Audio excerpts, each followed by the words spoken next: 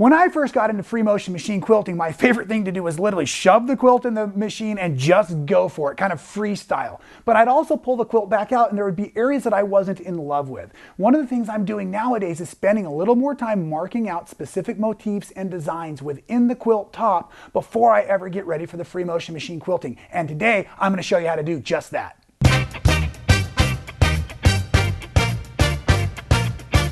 I am so excited to share with you some of these fun motifs we're going to mark out this sampler quilt. So yes, I built us a quilt that was very large so I can show you how to quilt this inside of a small domestic machine, but that's a little ways down the road. What we have to first do is figure out what we're going to quilt and where we're going to quilt it. And I must compliment Miss Angela Walters on this theory. She taught me this a while ago when I was reading through this fantastic free motion workbook.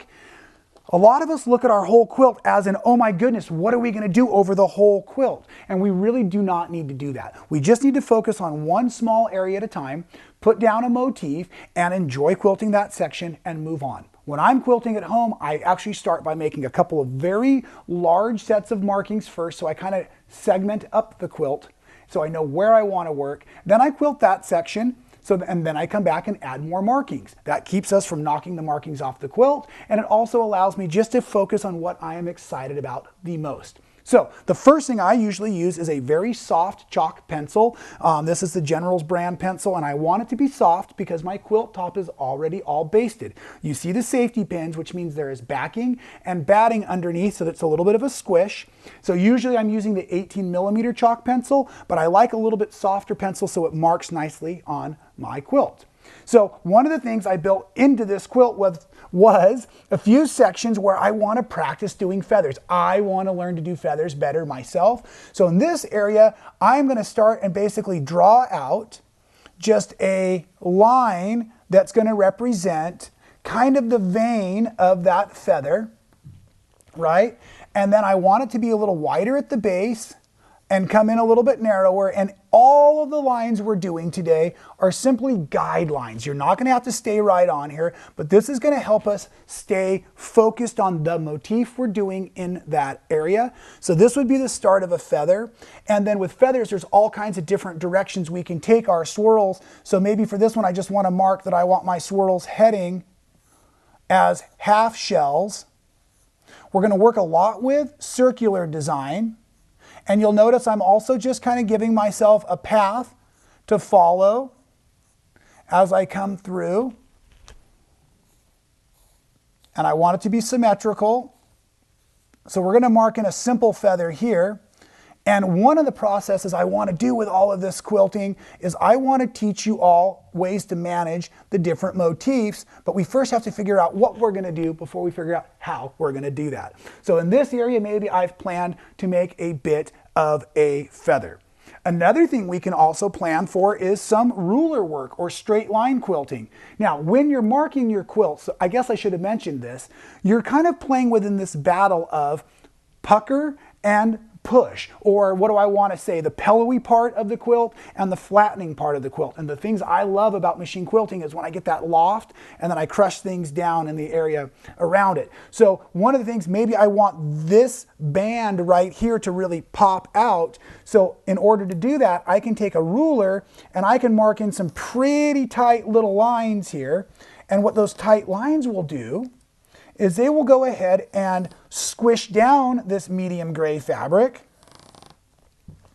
and that will cause this to punch up. And because I want that to punch up, let me show you after I get these straight lines in here what can happen. There, that gives me a nice little series of straight lines. Because I want this to loft, maybe this is where I want to put in a circle and another circle, and another circle here. And then on this side, I'm going to also do my straight lines. And when I'm doing my straight lines, I literally use the edge of my presser foot or the edge of the free motion foot to mark those straight lines in. So this is just telling my brain that this area is dedicated to straight lines within my quilting, right? I also might want to do some fill in this section. So maybe I want to show myself I'm going to do some smaller circles in this area. I don't have to fill it all in to tell my brain that everything outside of these 3 big circles is going to be small circles. So I'm just going to crush this in to loft out those 3 big circles as we go. The same would be working around the feather. So that's a neat trick. But what if you don't like to draw at all? Well, let's back up a step. We have some fun printables. Those are found in the description below the video. And with the fun printables, what you can actually do is use some of this transfer wax-based tracing paper. So you could take something like this and you could lay it into, let's see, I wanted to have this coming down this band right here. So I'm going to set my tracing paper in here. Now, one of the things I learned, and let's give credit where credit's due, John Flynn, this goes back to a conversation we had 1,000,000 years ago around quilting. John Flynn will tell you that if you draw it over and over again, you can quilt it without actually marking it on. But what I'm going to do is I'm going to use this red pen, so I can tell where I've marked, and I'm just coming in here and I'm following these straight lines, and I'm going to mark out kind of this fun Aztec-y straight line motif. And then I'll be able to show you that just by doing it a few times, I have learned kind of the motion, and I'll just be able to keep it alive like that. And wasn't quite pressing hard enough. I was off the edge of the table, but that's okay because I can come back in here and just mark it very easily to follow through. And again, it's just telling me that my motifs here are straight lines. So if you're using that wax paper and you have your batting underneath here, just press a little bit harder, no big deal. I also like to start my stitching often in a corner or a seam allowance so you can't see my starts and stops. And then these straight line style motifs are just going to be straight lines. And one of the things I've learned in my machine quilting years ago is when we're doing something with a motif, changing directions about every 3 or 4 designs is important. So let me show you what that means. Here, we'll look at it right here. So let's say I wanted to play, because I have some circles and straight lines here. Maybe I wanted to do kind of a clamshell. So maybe I'm going to do 1, 2, and 3 clamshells. And one of the things I want you to practice on a little bit is not lifting your pen or your pencil. Because if you're doing it without lifting your pen or pencil, you're really doing a motion you can stitch on. So now I'm going to switch directions. 1, 2, 3, switch directions, 1, 2, 3. You see how I'm doing that? I'm just bouncing from spot to spot. Maybe I need to switch directions here so I don't stitch myself into a corner. And I'm just working this, and I don't have to always stop at 3. I can always bring it an extra arch if I need to get back to where I'm going. When you're playing with arch style designs, and this will be one of the first motifs we really practice, it's never a bad idea to throw in a circle every now and again just for fun, keeping things interesting and changing the size of your arches as you go through. And you can tell that I love to draw and I just want to sit here and scribble the whole time through. But I think you're getting the point with marking off of the designs, right? Well, maybe I also knew that I was coming in out of my feather through here. I've got some circular stuff going here. I've got my straight lines. I'm thinking change directions again. So I could either take my ruler and spend the time marking in the straight lines, or I could even just do like an SL and circle it, and that means straight lines for myself. And then what I would be doing is I would stitch a line, and then I'd use the edge of my presser foot, and I'll show you that when we have the machines up. And I would use the presser foot to just keep echo quilting, or the Hawaiian style quilting that I would be doing as I go around. So you might even want to have a belly band as you come across here or something, and you might want to just let yourself know this is where you can play. Whatever's working, maybe we're going to do some free motion quilting in there, and that just allows me to know. Now, let's play with a few other motifs that we can utilize. And here's a fun way to do this. I'm just going to slide this so you can all see it at home a little bit better. Now, in an area like this, I've got a lot of different things going and I'm not sure what I want to do. So another dear friend of mine, Krista Withers, showed me this trick a long time ago. I was at her long arming studio and she had a cool big piece of plexiglass and a dry erase marker. And I thought, this is fantastic.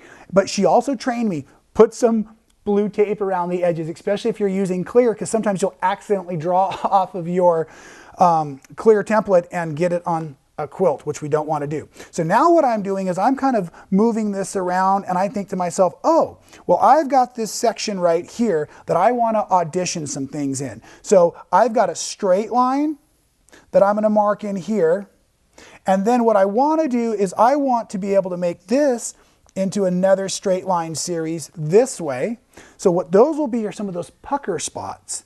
And because that's a pucker spot, now I know that maybe I want to do another series of straight lines and straight lines this way. And then I can begin my arches or my swirls.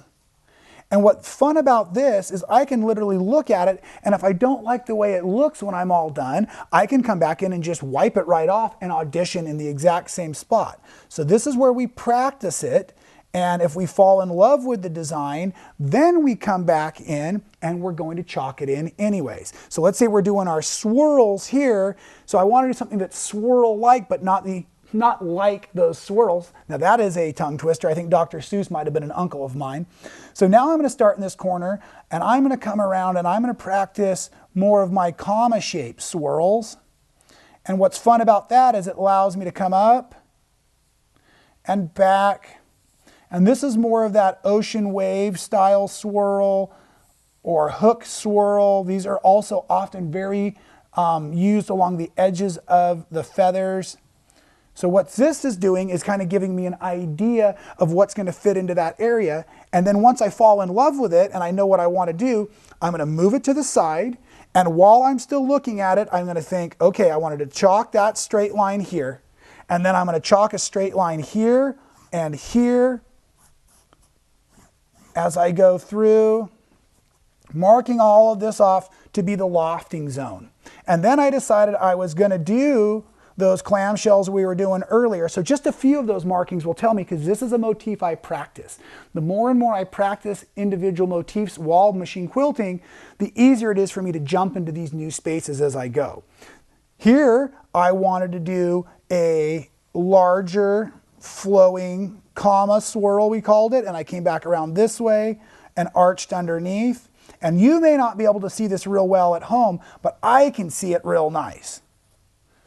And this just gives me the opportunity to set my angles exactly the way I want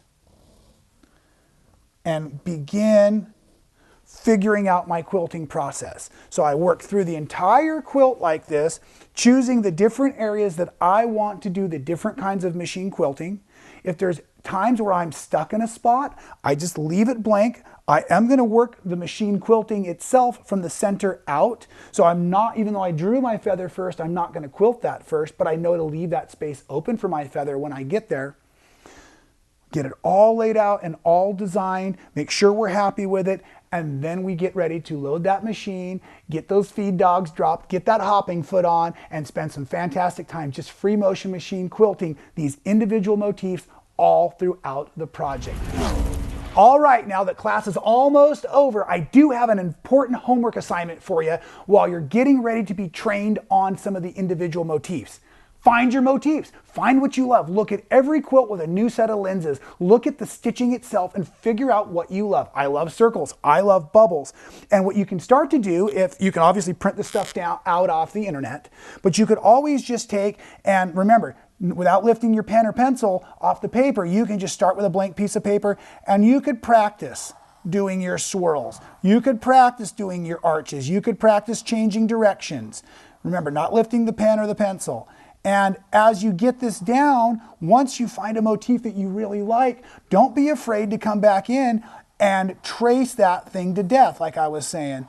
So we're just going to work through here. So maybe I like the way this comes together. Then choose another color, like your red pencil, and go right back to that same starting spot and practice tracing the feel of the motif as you go, so that you can get the direction changes, you can get the motion changes, and we also had that circle practice for you in our basics of quilt or free motion machine quilting, where I want you to go ahead and practice just doing your circles, big circles and little circles, because we're going to start breaking those circles down into a lot of different shapes and a lot of different parts for you. So gather those motifs and those designs, and also As I said earlier, I love this book. Angela's got pages and pages in here of different doodles and different ways to break up the quilts. And there's a whole section I'm flipping to. There they are. All of these fantastic different motifs. So check these out. And also, while you're going through all those other motifs, you know we're building this all just for you. I really would love it if you would put in the comment section below the motifs that you're finding, the motifs that maybe you're struggling with, and I will do my best to break them down for you on this quilt right here at Man Sewing.